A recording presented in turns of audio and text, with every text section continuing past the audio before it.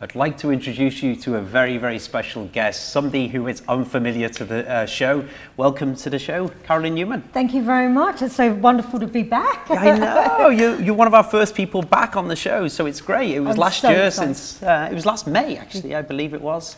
I'm so excited to come back. I absolutely really loved my time on Hairdressing Live last time. We had fantastic feedback listening to everyone and hearing their questions and doing the techniques. So I'm very excited to bring something different again this time. And the crew is really nice, isn't it? They always like to get a mention, but they don't get a mention usually. Thank you to the crew because they're amazing.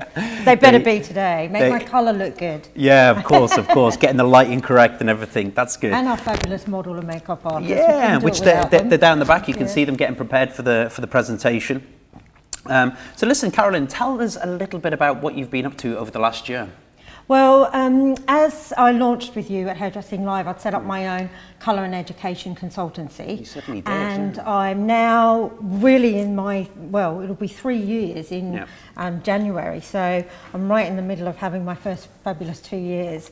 And I do different things. So one of the key things I do is I go into salons and I teach salon teams, and that can be anything from consultation to colour placement. Doesn't matter what product they use, because it's more about using my skills as a colour director and a colour expert to show them what they can do in the salon. Okay, very good. And then secondly, I also educate on behalf of Ask Academy and for Schwarzkopf, Tribute Academy in Paris, which is an amazing international academy. And then I'm now running my own courses, which I've written, especially a new course that no one has ever written, and I've written the first one.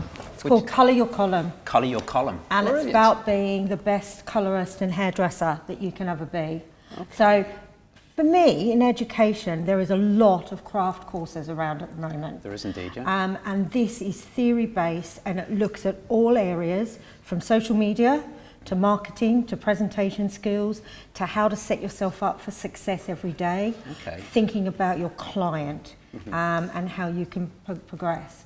And I will go in and teach that into salons, but I'm also running my own courses in London. You talk about colouring or working smarter, not harder. Yes. Is that what this is about? Yes, it is. It is. So elaborate a little bit more on that anyway. So basically the course is based upon working smarter, not harder type of thing. So it's I think as hairdressers, we get very busy and we go in and we tend to not think about our day and we just go with the flow with the client. So if you're fully booked with client, you just literally think, I've got to get through this. Yeah. And you're not strategically thinking about when you should be talking retail to the client, when you should be talking about their hair, so they can have the opportunity to tell you their hair needs, and when you should be rebooking them.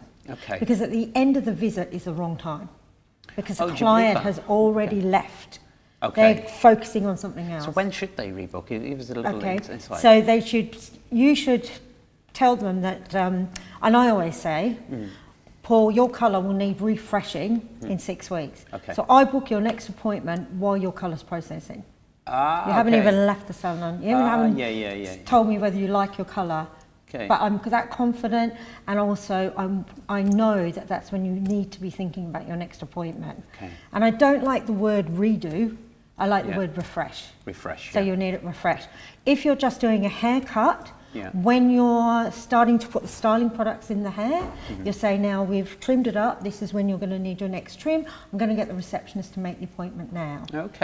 Because psychologically, when the client gets to the desk, they're already thinking of having to pick up the kids, get back to work. They're not thinking about their next visit with you. That's gone. They're thinking about their next task. So if you do that, then that ensures you're fully booked and your client's returning. They can always cancel or reschedule. Of course, but once they've secured that appointment. I always believe, like with dentists always have you rebooked. And no matter what, you never ever leave without actually rebooking. So I always it comes up on my phone. I'm like, oh, dentist appointment due again. So and they actually tell you that that before you even get off the dentist chair. You have to go to reception to make it, but they've told you when they want to see you again. Actually, the place I go to, sometimes when I'm arriving in, they actually say, your next appointment, they've said you need it in 6 months. I think as hairdressers, we tended to feel it all had to be done at the end. And I think what I've realised is that clients are not thinking about you then, and actually you need professional and say, I've done your colour today, in 6 weeks time or 8 weeks time, this is when it's going to be doing. So all these sort of different things, there's a lot more, my course is a whole day, is part of making hairdressers think a little bit more about their day so that their day runs smoothly, they finish on time, and they can have a lovely balanced life. And how to maximise the appointments, isn't it right? I mean, how to add add-ons. I mean, there's Olaplexes, there's Smart Bonds, there's loads of different Palexes out there at the moment in the market. How to add those on as well without feeling that, you know, they're sort of costing them a lot more in the salary or in their bill at the end of the appointment. Because I think those are little add-ons, treatments and things like that can be. And I think we have to be a little bit careful, because I worry that we're going back into the 3, 4, 5 hour colour appointments because of the Plex technology. That's very true, actually. The appointment times are getting longer. Our clients don't want to be in the chair for that long.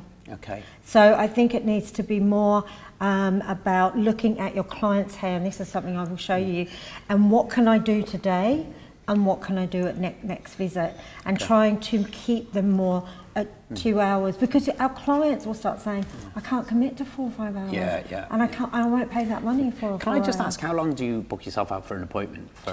I run my column quite differently now. Okay. So I am doing hair a couple of days a month. At a wonderful place called Hunter Collective. So huntercollective.global if anyone wants to have a look at it. It's a co-working space for beauty professionals.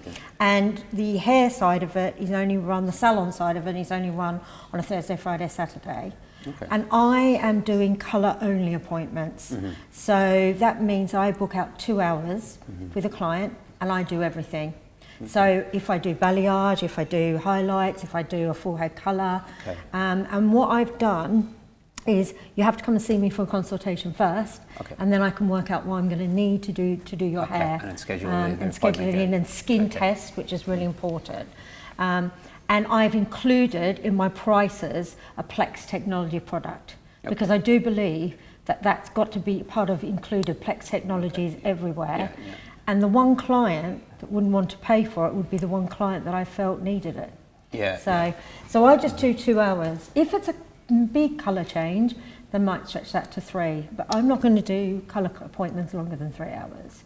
I think a client can get tired, they get emotional. So if it was a big job, I would do step 1, come back in. I mean, I did a big colour change a couple of weeks ago, and then she's coming in for a recheck in 4 weeks' time. So I say, come back in 4 weeks and let's have a look at it where we are. Very good. So you just have to be honest and be clear. But I do worry that the clients are not going to come with us on the journey of us thinking, I can make her dark to light, but it's going to take 5 hours. We know we can do that. But I think the client's thinking, in the salon for 5 hours? I don't have that time. So I think we have to be a bit careful. I'm not saying it's bad. There's good in it as well, but I think we're in danger of clients starting to do things more away from the salon. Okay, very good, very good. Look, I just wanted to move on the colour. How have you seen colour transform over the last, say, 2 years? Well, I say in my column course that I think it is the most exciting time to be a colourist. It certainly is. That's why I bring this up. I think you've got to have your hairstylist and you've got your cutter. But many years ago, when I first came to London, the stylist was the rock star of the hair world. And I think the colourist is now the rock star of the hair world. It certainly has. It's transformed, isn't it? It's gone from the downstairs in the salon to the upstairs in the salon, and it's become a bit more apparent that way. There's a couple of things that have really changed. I mean, I think we're in 3 sort of phases. We'll have our experimental client who will want the bright colours or play around with the bold or the tones. We will always have our classic, classic, but then we'll have these middle clients that just want beautiful hair colour, but they like to try a tone. And I think what's interesting is it's no surprise that semi-permanent colours like, you know, a crazy colour or a bright colour or manic panic, that market is on the absolute rise. Yeah, it certainly is. And also coloured shampoos and conditioners. Because if you go into shops now or into salons, I can remember years and years ago a client spending 50p on this old purple toner that she could get in a sachet to tone her blonde hair in between visits. Now they've got, for brunettes, toning products, they've got blondes. Yeah, they certainly have. And I'm using a strawberry shampoo, and I've never experimented with tones before, even when I was really blonde. And I like it because one day I'm really pink, and then the next day it's rose gold. So clients are experimenting with colour more.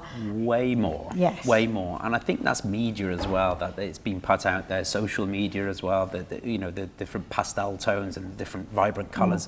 And I think it's way more acceptable even for professionals to wear their hair that way. And even the balayage technique, I mean, everybody comes in asking for that, or ombres, or, you know, bespoke colouring, if you like, you know. So it's become a massive, massive market. And I love that. I love the fact that, because even for a hair cutter, because I'm a hair cutter, it just complements your work way better. And I think for me, bespoke's a word.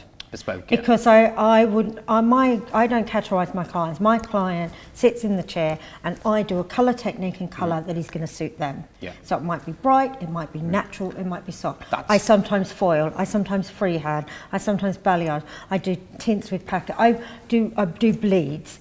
I do all those different things. And one thing I would say to young colourists out there, if you don't know how to do a technique and you want to do it, get a doll's head, get a mannequin head, and practice. Certainly. I'm in a very interesting area where I'm going to start working on something I haven't worked on before a lot, and I'm creating a new colour technique for curly hair. Because I'm working with a curly hair cutter, and again, it's huge in America, called pintura. And it's a paint-on technique, a bit like balayage, but it's actually on the separate curls. And colouring curly hair is just like cutting and styling curly hair, very different. And we're seeing a lot more textured looks come back now. Okay. So I'm working on some techniques that I'm hoping to run a course next year. And is it more, how does it differ? It differs because you tend to not over-colour curly hair. So you might do a root and a gentle blend using a lot of coloured mousses to tone and soften the hair. But also it's holding it and just literally with your brush, you just paint it in one sweep and leave it and just wrap the whole head in cling film and things. So it's very interesting, very different, So I'm working on models and, you know, I know how to do it, but I want to be brilliant at it. Yeah, of course, and you just have to practice it. But I do whenever you're evolving that way or trying new techniques, you have to try it out. I do think we are seeing a rise of more texture and curls, and I think that I have seen a curly hair client will ask for half a head of highlights because they don't know what to ask, and they can't just have it on the top. They should be having half a head scattered through because their hair sits differently to, say, my hair, which is very straight. So this is a new area. I mean, I'm doing a lot of clients with really curly hair, and it's quite exciting. That's good. That's really exciting at my age and level of hairdressing to be trying out new things. But I have a doll's head at home that I practice on. So if I do that, you guys can do that because you want to be the best at your techniques. Yeah, certainly. But you don't have to offer everything as well. Okay. So if you don't do balayage, but you're great at blondes, or you're great at doing fur bleaches. I always believe if you channel your way, even like with blondes, other things will come in. So if you become like a niche market in blondes, other colours will always come to you as well. Look, inspired colour, tell us a little bit about what you're going to be doing with that inspired colour placement. Well, I personally wanted to show something like this is because I think, I know a lot of people say, oh, you know, hairdressers, you know, they get inspiration from fashion and trends, and I mean, I do get inspiration from my clients, it's very important as well, but you do sometimes need to think, oh, I want to create something a bit different. My technique is not different, but it's more the approach and the placement of it. And we're in a competitive market now. So how do you stand out as a salon? So, you know, you can create your own techniques. That's how you can stand out. And anyone can create their own techniques. So you need inspiration. You need to then come up with the idea from the inspiration, and then you need to then work out how you're going to do it. Then you practice, and then you can deliver that technique into the salon. Okay. So one of the ones that I did that was very famous and went really well was tie-dyeing hair with bands. I got that from tie-dye t-shirts and made that a technique. And then this one is, I've always been inspired by art, but I was very inspired by Mark Rothko because he uses colours that I can see as hair colours. So he uses reds and coppers. And just a little tip that in October, coming into autumn winter now, we're going to see a lot of reds and coppers. That's a trend.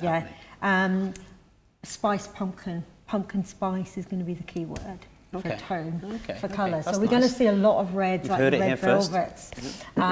So for me, Rothko was blocks. So you can section hair in blocks, and then you can apply. So what I want to do is just take you through my inspiration that I've got from a Rothko painting and how I then translated that and turned it into a technique which I practiced again on dolls' heads.